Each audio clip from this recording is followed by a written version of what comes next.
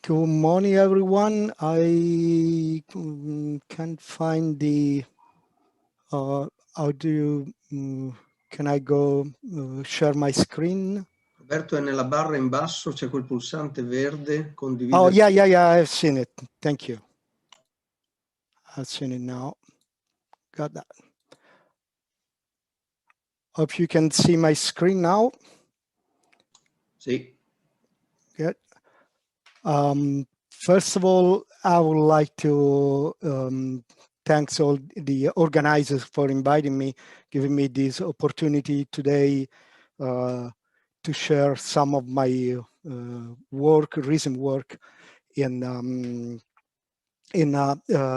seismic and tsunami hazard in Europe. So I'm going to bring different perspective from previous presentation, going back to the old continent here, and this is the outline of my presentation for today. And when you will be seeing the color changing, it means that my presentation will be getting forward and towards the end at some point, and we'll go through some introductory matter about hazards and faults. What are the state of the art of fault data collection in Europe? How these faults are modeled and used, and then the other uncertainties that we get, especially from seismic sources, and see how we can get better fault source model for future generation of seismic and tsunami hazard. So why hazard? I mean, it's main tool that we have to reduce disaster risk. So this is quite obvious, but others come in many different ways, like different scale and temporal and spatial scales. But all the seismic and tsunami hazard, all the hazard that comes from earthquakes have something in common. That is the geological faults that that generates these earthquakes together with tectonics. And so the main hazards are those, by the earthquakes themselves, the ground shaking and tsunami, surface displacement, and also induced earthquakes, and a number of secondary effects that can be generated afterwards by any of these phenomena. And so if we go to the study of faults, whenever a fault generates an earthquake, we can have this different type of hazards with different characteristics that requires also that the faults are mapped and characterized at different level, different scale, spatial scale especially. And today we'll be talking mainly about tsunami, because the section is about tsunami. Give you some hints about ground shaking. We'll not be talking about surface rupture that requires slightly different treatment of the information about geological faults. And so in any other projects, we go through a circle that should be a virtuous circle that goes from promoting and improving the data that we use for the model, and then evaluate the uncertainty, perform the hazards, and then evaluate the sensitivity of what we have used in making these hazard models in a way that we can identify the most critical data sets and parameters and improve the successive round of other calculation, and so in over time to improve progressively our other tools for disaster risk reduction. And what point are we in Europe? These are among the most recent projects in ground shaking hazard to the left and tsunami hazard to the right. Presently, the seismic hazard model is being updated, probably released during this year, later this year. And these, of course, we're talking about hazard at the continental scale, so very large scale. And in the past, there was very little use of geological faults as an input to seismic tsunami hazard.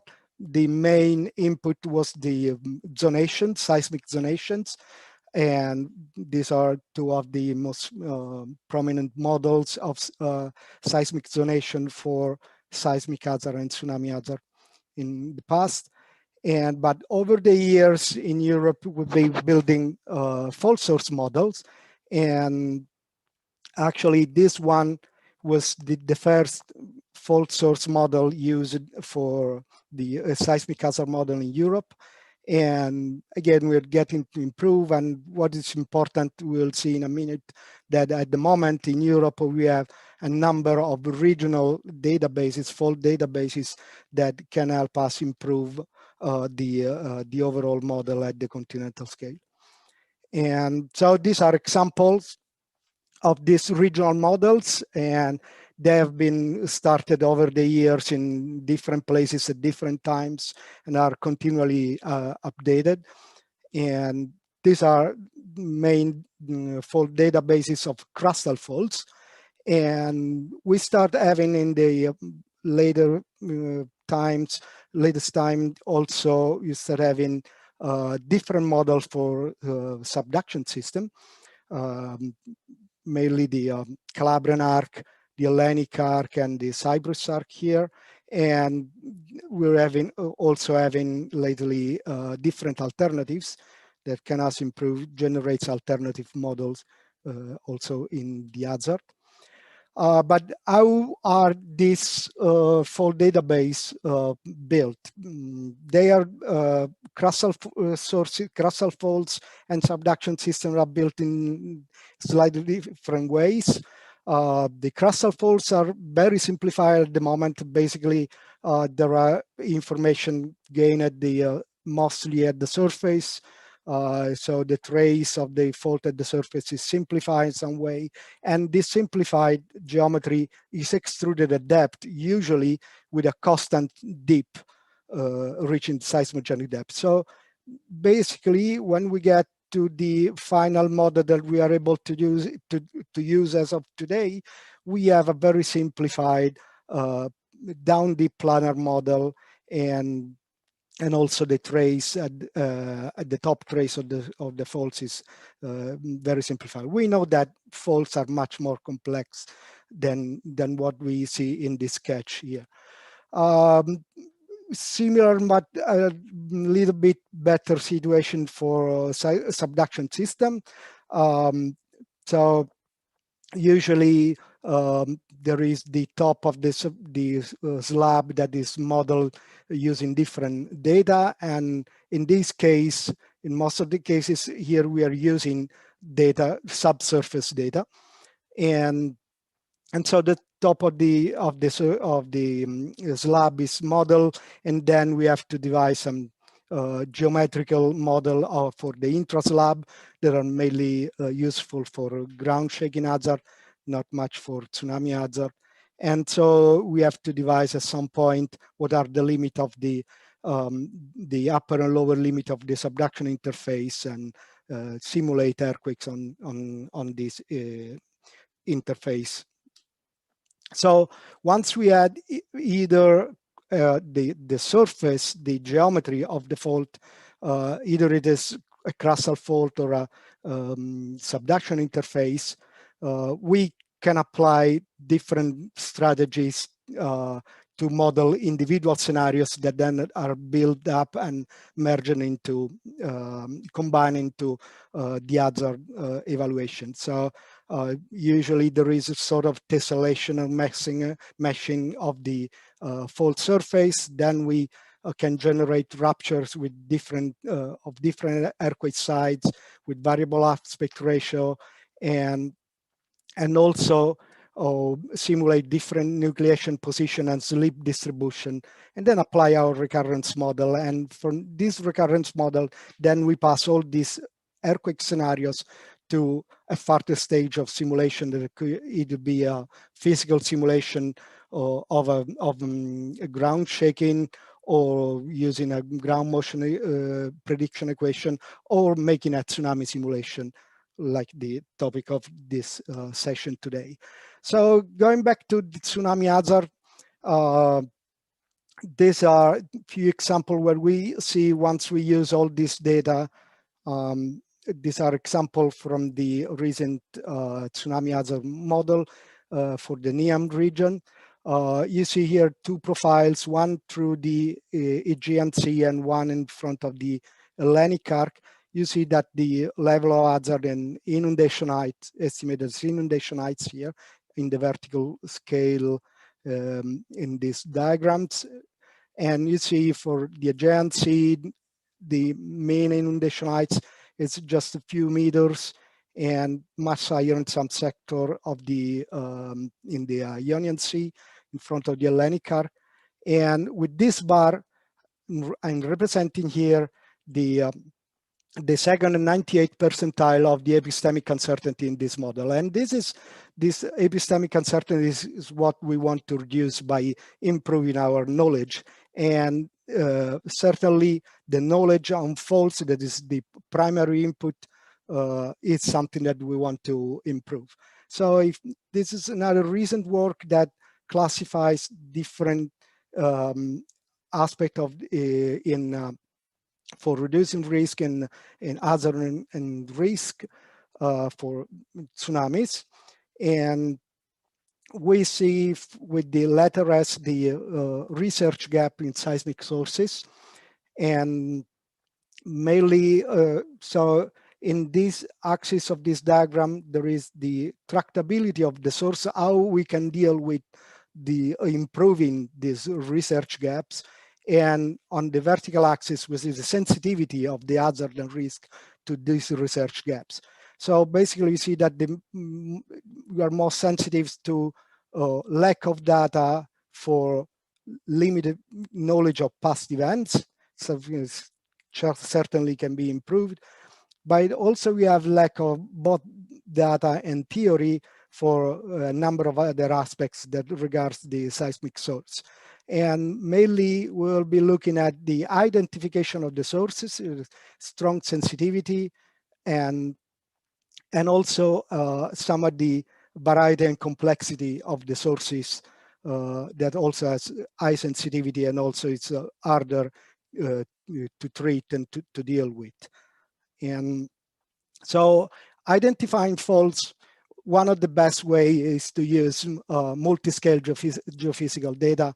So basically, depending on the type of acquisition of this data, if we have higher penetration of the acquisition, we can see how the fault is at seismogenic depth, and with high resolution acquisition, we can only see the shallower part of the faults and characterize some other aspects of the faults. For example, the displacement of recent sediments and the activity in recent times.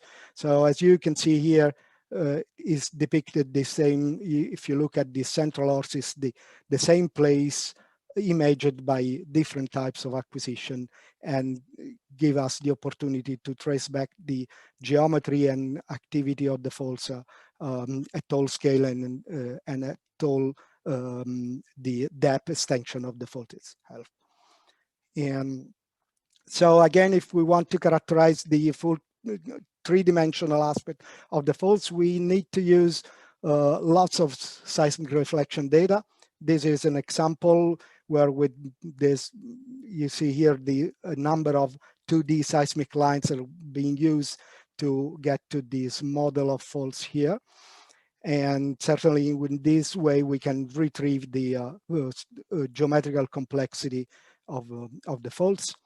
And this is what happens when we compare at fault for which we know the geometrical complexity with respect to a fault at simply, very simple model of a fault with a plane. So we have here an example of two end members. So on the left-hand side, you see a planar fault with homogeneous lip distribution on it. And this is the tsunami propagation that we obtain with a simulation. In this other case, we see what we get when we use the complex fault that you see depicted in this diagram, in this oblique view here, with also a variable heterogeneous slip distribution on the fault surface.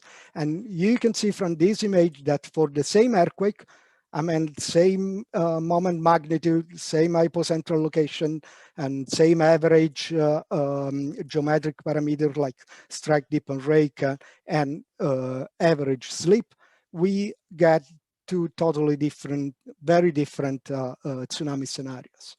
So this just two remarks that it's very important that we are able to build realistic geometry of the faults. The same applies to ground shaking. If we consider different geometry, the same earthquakes, and we see also an effect in the ground shaking with peak ground motion up to 2.5 times higher if we are using a curved fault with respect to a planar fault. And another underexplored aspect of crustal faults is the distribution of the slip rate at depth. Usually in other applications, we use an average slip rate distribution that is uniform in the down dip direction. And we can imagine that if we use a variable slip rate distribution on the faults, so if the slip rate is higher toward the surface, we get different effects when the slip rate is higher at the deeper parts of the faults. And subduction sources, again, complexity. We can retrieve geometric complexities from seismic reflection line. This is a recent example of the Calabrian arc. Sorry. And obviously, treating this data, we have uncertainty due to the velocity model that we adopt to make the depth conversion of the data and retrieve the geometry of the shallow interface.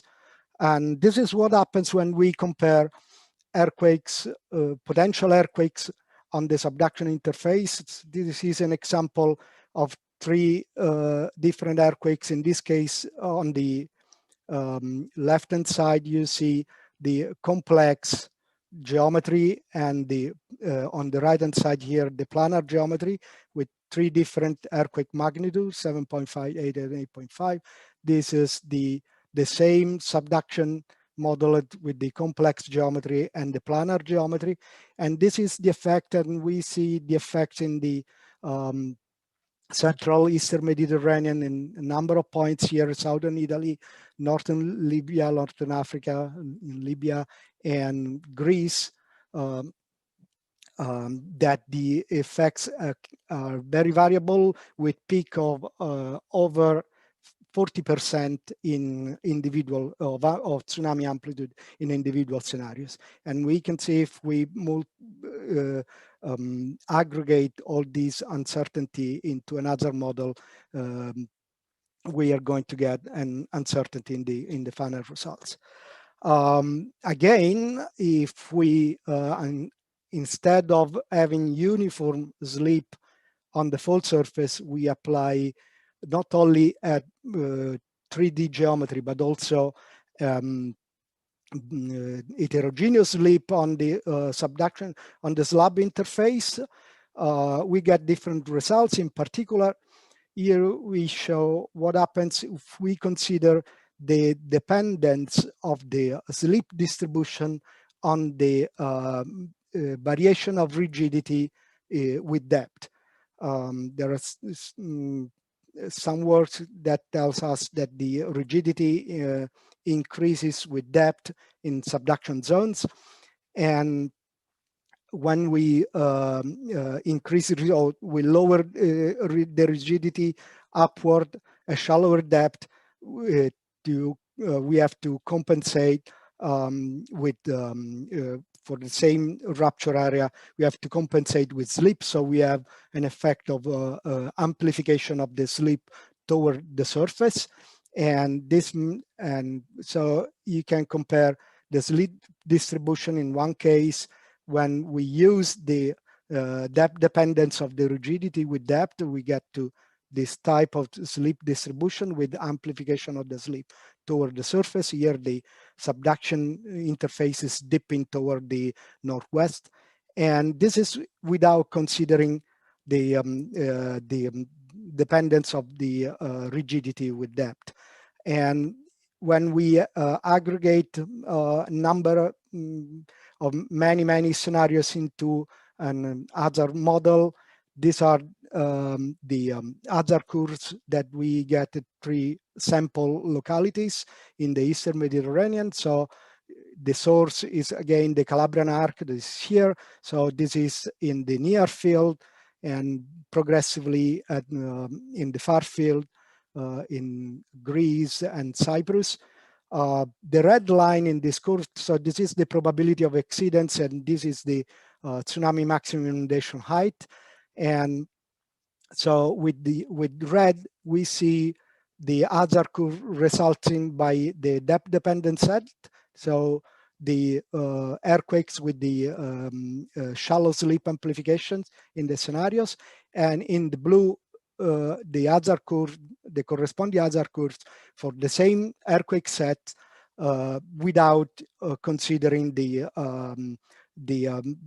variation of rigidity with depth. And what we see here, if we cut these other curves at different average return periods, we see that the depth dependent set, we obtain much higher maximum inundation height in the near field, in the far field the same, in the very far field is again the same. And we can also see that the progressively also, and that we can have different models depending on what type of depth dependence we model, how we model this rigidity variation with depth. And if we consider different level of maximum inundation heights, we see that with the depth dependence yields lower probability for lower maximum inundation heights, and higher probability if we go the other way around from maximum inundation height to probability at higher intensities, we obtain also higher probability for larger other intensities. And so this is pretty much everything I have for today. Just few take-home thoughts. And so we know in Europe, fault sources are increasing in use. So in both seismic hazard and tsunami hazard applications. And so there is a demand for improving also the fault sources, the characterization of the fault sources. At the moment, the existing models are very simplified, and we know that the characterization of the fault source is a primary research gap in this application, and we are seeing today some example of how the complexity that we can model affect the individual seismic scenarios, even the final hazards. And then my suggestion is that multi-scale geophysical data is an indispensable tool to fill this research gap and improve our knowledge of faults. And then we know that we are able to simulate most of this complexity, and its time is ripe to improve the fault sources, to move towards a new generation of other models for the future. Thank you very much for attending. Thank you, Dr. Basili.